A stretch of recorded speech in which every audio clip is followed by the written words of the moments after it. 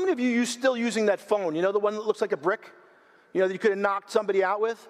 I remember when my kids got me the first iPad Shuffle. It was so small, it looked like a lighter. I sent it back. I said, I can't use something this small. And now the technology we're using, some of the cameras we're using could go on the tip of a needle. Change is evident. It's all around us every single day. But the one thing I heard before, and I'll say it again, is AI won't replace humans, but it will replace humans who are not using AI. It's making us more efficient. It's helping us to do our jobs. It's helping to communicate with patients quickly. It's helping us to get our fingers on the pulse of what's happening, and especially what I just heard in the customer service environment, call centers. I love to hear those things happen. But there's one thing that you must understand. I've learned this over the 30 years I've been working with highly successful people, is that knowledge is not power. It's the application of your knowledge that's power. I used to say I hire really smart people, but they couldn't build a big practice. They couldn't communicate to people. They couldn't talk to people effectively.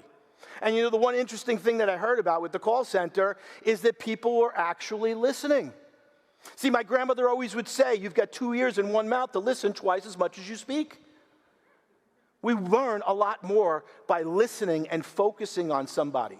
You know, there was an interview done with Oprah, and they said, we love being interviewed by Oprah, and they said, what's the best thing about being interviewed by Oprah? And they said, when you're with her, you feel like you're the only person on the planet.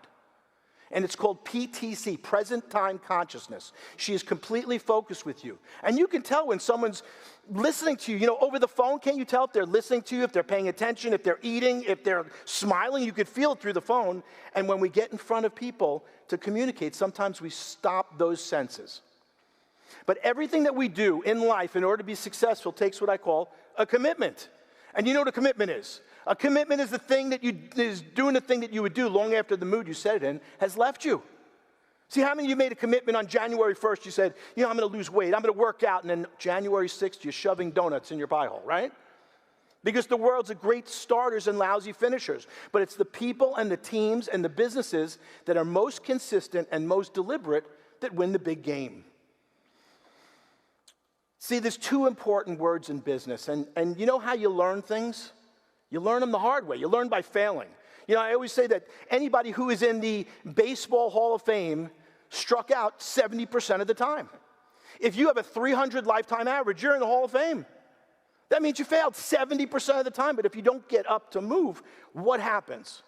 Well, a friend of mine came to me, and in 2002, I started a number of internet companies called Advantage Continuing Education Seminars. So we're in the form of legal, accounting, construction, HR, anywhere where someone has to keep their license like me. I thought, what a great business this is to be in. Well, my friend, he's a very, very successful businessman. He said, here's a great deal in the legal realm. You need to jump on it right away. I said, no, it's not going to work. Don't worry about it. It's not going to work. 2 years later, he called me up and he said, you know, you're going to learn 2 words. He said, because you just lost a couple of $1 million. Because you don't know these 2 words. Well, if someone tells you that you lost a couple of $1 million, your ears open up wide, your eyes get big, and you start to get upset with yourself. And see, those 2 words were very simple. What if? What if opens you to possibility thinking? What if this is going to work? What if this goes in the right direction? As opposed to closing down your mind about possibilities. See, what I found is that most of us are putting out fires right in front of our face. We've got a lot of firefighters in the world. See, but the opportunities are on the periphery. They're out here. But if you're so focused on putting out the fires, you miss the opportunities all around. Well, you can bet every single day I say, what if? I say it to my staff. Well, what if it works? What would it look like? How would it feel? Because I want my brain, the best computer on the planet, giving me the right answers. Because change is difficult, but people who lag behind change and don't recognize that they need to change generally fail.